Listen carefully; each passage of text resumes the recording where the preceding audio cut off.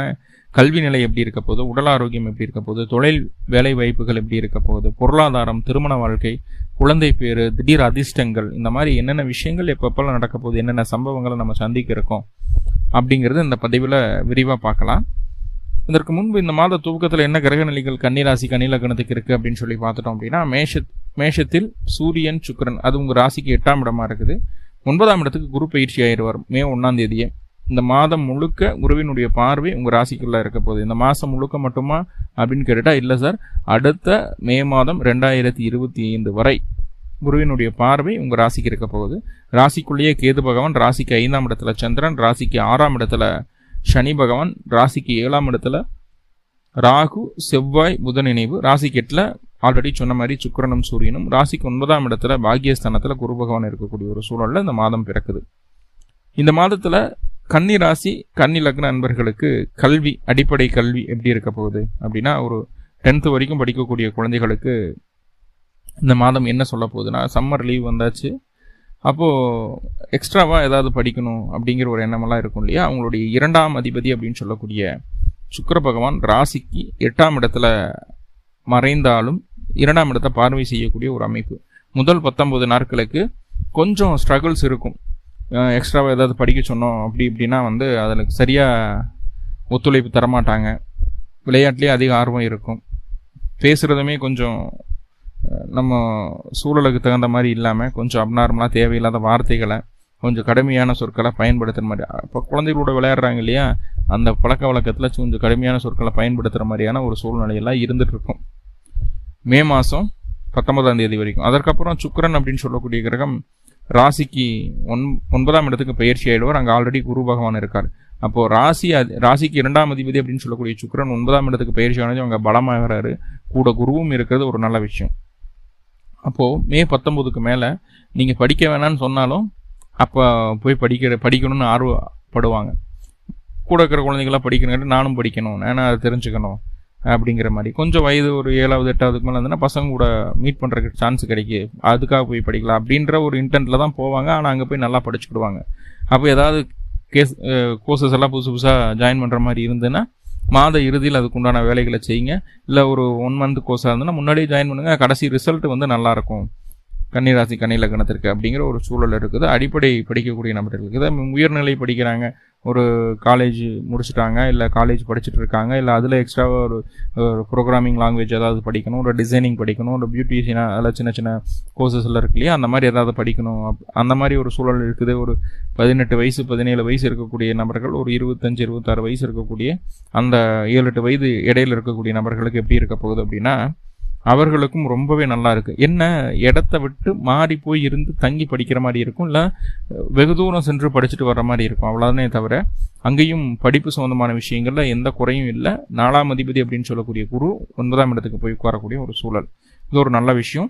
குரு கூட அடுத்து வரக்கூடிய 9ஆம் அதிபதியான சுக்கிரனும் தான் இணைய போகிறார் கடைசியில், மாத கடைசியில். அப்படிங்கும்போது குருச்சுக்கரன் நினைவு 9ல் இருக்குது. 4ஆம் அதிபதி கூட 9 கூட சேர்றது அப்படிங்கிறது நல்ல ஒரு யோகமான ஒரு செயல்பாடுகள் தான். அப்போ படிப்பை பொறுத்தளவுக்கு நல்ல ஒரு அமைப்பு தான் இருக்குது. உடல் ஆரோக்கியம் எப்படி இருக்குது சார் இருக்குது அப்படின்னா, வயது முதிர்ந்த பெரியவர்களுக்கு உடல் ஆரோக்கியம் அப்படிங்கிறது இதற்கு முன்பு ரொம்ப மோசமாக இருந்தது அப்படின்னு தான் சொல்லணும். படிப்படியாக அந்த பிரச்சனைகள் இருந்து படிப்படியாக நிவர்த்தி அப்படிங்கிறது கிடைக்கிறதுக்குன்னு ஒரு அமைப்புகளை சொல்லுது. ஏன்னா உங்கள் ராசிக்கு 6ஆம் இடத்துல நோய் அப்படின்னு சொல்லக்கூடிய ஸ்தானத்தில் சனி பகவான் வலுவாக இருந்தாலும், போன மாதத்துலாம் செவ்வாய் அந்த சனியோட சேர்ந்து இருக்கக்கூடிய ஒரு சூழல் இருந்தது. அந்த செவ்வாய் சனி இணைவு அப்படிங்கிறது இருக்கக்கூடிய நோயை தொந்தரவுகளை அதிகப்படுத்தக்கூடிய ஒரு அமைப்பாக தான் இருந்தது.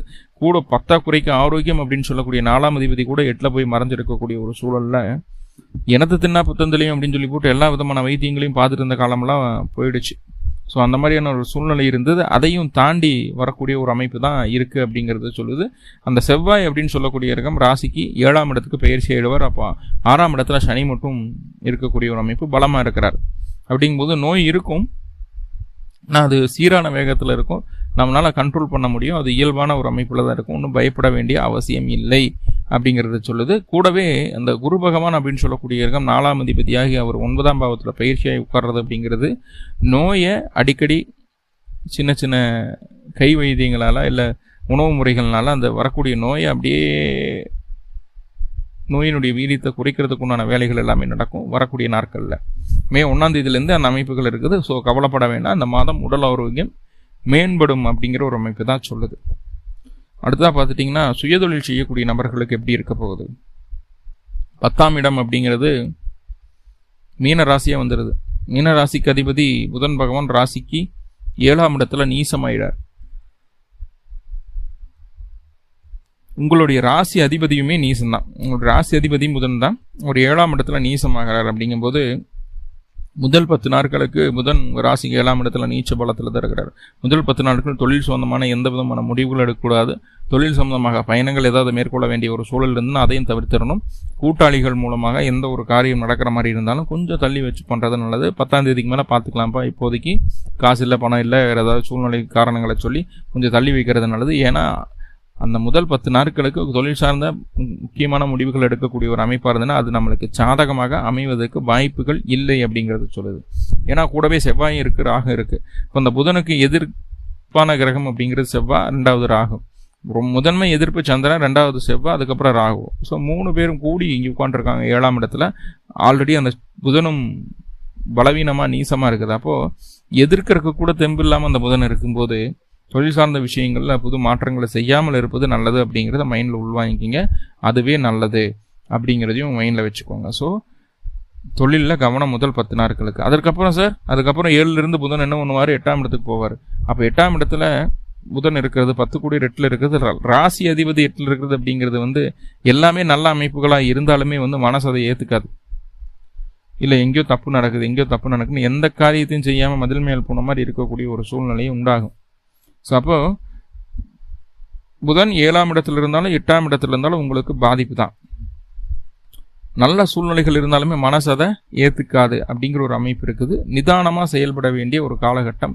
ஏன்னா ராசி அதிபதி அப்படின்னு சொல்லக்கூடிய புதன், ஏன்னா மற்ற கிரகங்கள் என்ன சூழ்நிலைகள் இருந்தாலும் ராசி அதிபதி லக்ன அதிபதி பலமாக இருக்கணும்.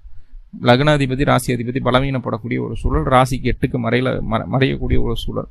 ஸோ கவனமாக இருக்க வேண்டிய ஒரு அமைப்பு அப்படிங்கிறத சொல்லுது தொழில் சம்பந்தமான விஷயங்களில். அடுத்து வேலைக்கு போகிற நபர்களுக்கு எப்படி இருக்க போகுதுன்னா, வேலையை பற்றி கவலையே பட வேண்டாம். 6ஆம் அதிபதி 6ல் இருக்கிறார். போன மாதமெல்லாம் பயங்கரமான டென்ஷன், ப்ரெஷர், அலைச்சல் எல்லாமே இருந்திருக்கும்.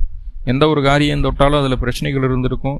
அதே போல் உடல் தொந்தரவுகள் இருந்தாலும் ரொம்ப நாளாக இருக்கிற மாதிரியான ஒரு சூழ்நிலை இருந்திருக்கும். சளி பிடிச்சிருக்குங்க. ஒரு 2 நாள் 3 நாள் ரெடி ஆயிருன்னு நினைப்போம். அதுவே 2 வாரம் 3 வாரம் இழுத்துரும். ஸோ அந்த மாதிரியான ஒரு அமைப்புகள்லாம் இருந்தது. இப்போது அந்த பிரச்சனையிலேருந்து நிவர்த்தி கிடைக்கும் போது இனிமேல் அந்த பிரச்சனைகள் உங்களுக்கு தொடர்வதில்லை அப்படிங்கிறது சொல்லுது. வேலையாட்களினுடைய தொந்தரவு கொஞ்சம் கொஞ்சம் இருக்கும். அவங்களெல்லாம் அசால்ட்டாக சமாளிச்சிருவோம். அவங்களே அசால்ட்டாக சமாளித்து எதிர்ப்புகளை ஜெயிக்கக்கூடிய ஒரு அமைப்பாக இருக்கும். ஆனால் ஒர்க்லோட் அப்படிங்கிறது ஹெவியாக இருக்க போகுது.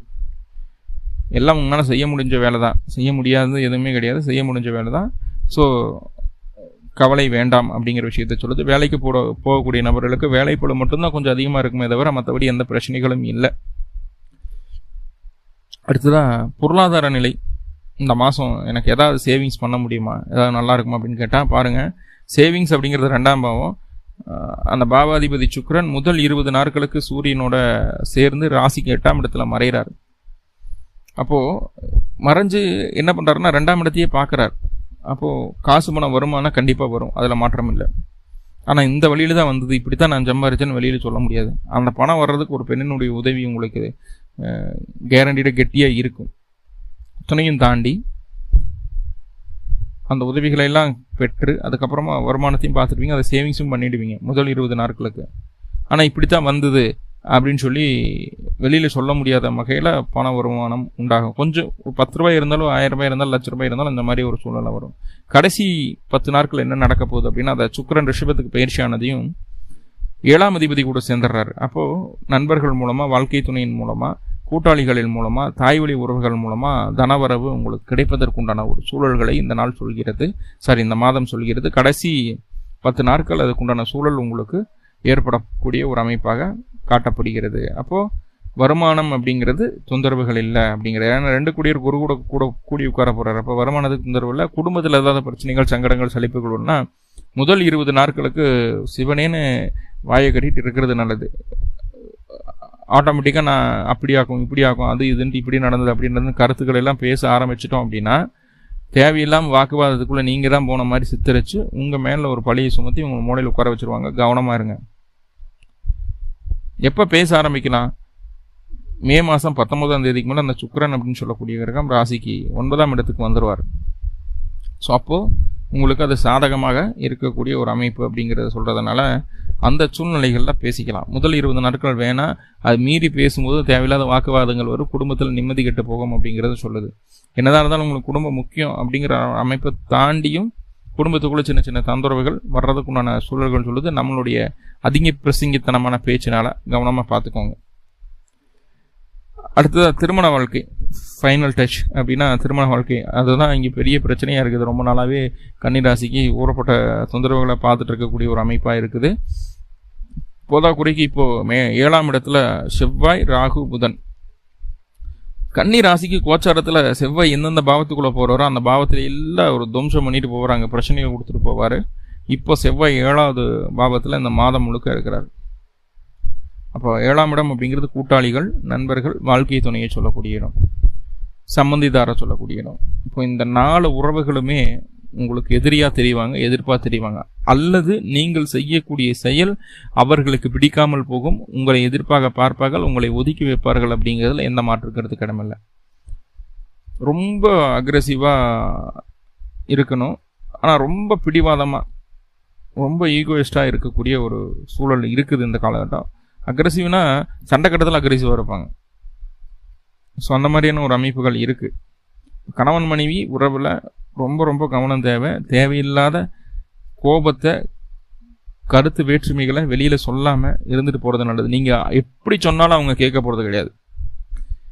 தலைகளாக நீங்கள் சொன்னாலும் கேட்க போகிறது கிடையாது.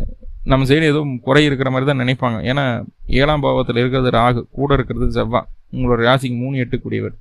அதுமாரி ஏதாவது ட்ரை பண்ணிங்க அப்படின்னா அவங்க மூக்குடைஞ்சு தான் போய் நிற்கணும். கவனமாக இருக்கும், விட்டு கொடுத்துப்பாங்க. சரி அப்படியா ஓகே, அப்படியா ஓகே அப்படின்ட்டு அடுத்த மூவ் ஆன் பண்ணி போகிறதுக்கு உண்டான வழியை பாருங்கள். ஆனால் ராசிக்குள்ளே கேது இருக்குது. ஆனால் கேதுவனுடைய பாதிப்பு 80% குறைஞ்சிடும். குருவினுடைய பார்வை வந்ததுக்கும் கேதுவனுடைய பாதிப்பு குறைஞ்சிடும். கொஞ்சம் தெளிவு கிடைச்சிடும் மனசுக்குள்ளே. சரிங்களா? யாரும் கிடையாது, அத்தை மாமா அண்ணன் தம்பி அக்கா தங்கச்சி அப்பா அம்மா யாரும் கிடையாது. நம்மளுக்கு நம்ம தான் துணை அப்படிங்கிற ஒரு உள்ளுணர்வை, ஒரு ஸ்ட்ராங்கான ஒரு ஆத்மார்த்தமான ஒரு உண்மையை புரிய வச்சிடும் அந்த கேது, குருவினுடைய பார்வை பெற்ற கேது. ஸோ தப்பில்லை, சொந்தக்கால நிற்கிறதுக்கு உண்டான எல்லா முயற்சிகளும் எடுப்பீங்க. இப்போ நிறைய பாசிட்டிவ் பார்த்துட்டா சின்ன சின்ன நெகட்டிவும் இருக்குது. இப்போ நெகட்டிவை பாசிட்டிவாக மாற்றிக்கிறதுக்கு என்ன சார் பண்ணுறது அப்படின்னு கேட்டால், அருகில் இருக்கக்கூடிய காமாட்சி அம்மன் கோயிலுக்கு சென்று காமாட்சிக்கு 2 நல்லெண்ணெய் தீபம் போட்டு வழிபாடு பண்ணிட்டு வர்றது சிறப்பு. எப்போ பண்ணணும்னா பிறந்த கிழமை அன்றைக்கும், பிறந்த